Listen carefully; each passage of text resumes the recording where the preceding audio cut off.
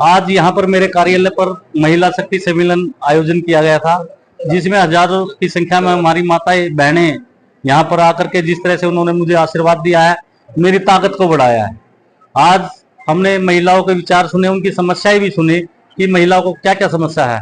महिलाओं की जो ज्यादातर महिलाओं की समस्या, उनके राशन कार्ड कट गए हैं, उनकी पेंशन नहीं बन रही है, धक्के खा रही है वो।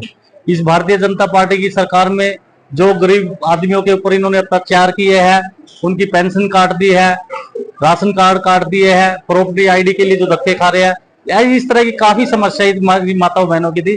हमने उनको आश्वस्त किया है कि कांग्रेस पार्टी की सरकार बनते ही जिस तरह से भारतीय जनता पार्टी ने 400 रुपए से सिलेंडर बढ़ा करके 1100 रुपए का कर दिया, कांग्रेस सरकार बनेगी तो दोबारा से 500 रुपए का सिलेंडर दिया जाएगा। आपने घोषणा भी की 21,000 रुपए देंगे। वो तो देखो, जिन माताओं बहनों के दुर्भाग्यवश माँ बाप गुजर गए हैं, उनका कोई सहारा नहीं है, उसके लिए हमने घोषणा की है कि हमारी एक संस्था है, वो उन बहनों के लिए, उन बेटियों के लिए 21,000 रुपए कन्यादान के रूप में देगी।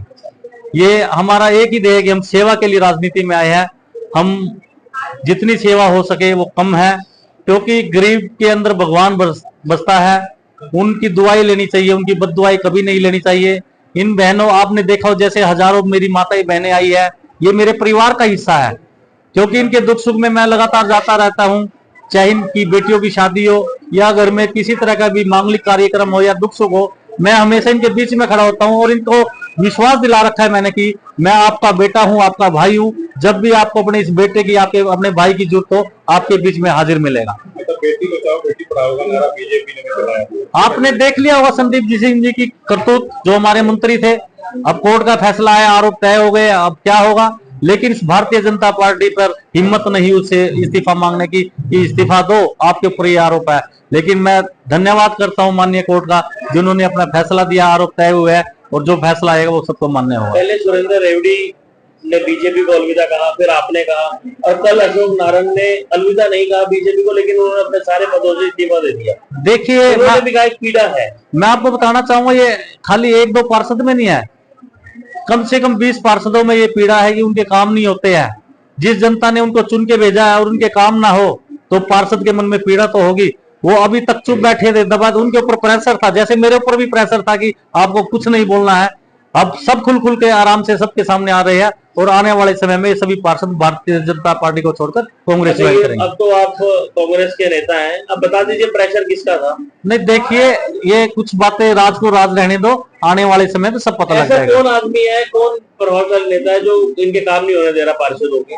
देखिए, जिस तरह से राजनीति के क्षेत्र में मैंने जो धरातल पे उतर के देखा कि लोगों के काम नहीं होते, मैंने मन बनाया कि इनकी सेवा करनी है।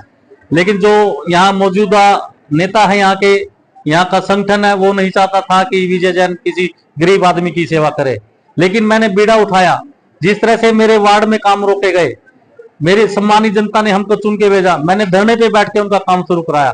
लेकिन जब हद हो गई, सिर के ऊपर से पानी चला गया, तो मैंने आदरणीय राहुल गांधी जी की नीतियों को देखकर, चौधरी भूपेंद्र सिंह हुड्डा जी की नीतियों को देख करके मैंने भाजपा को अलविदा कह के कांग्रेस पार्टी का दामन थामा है।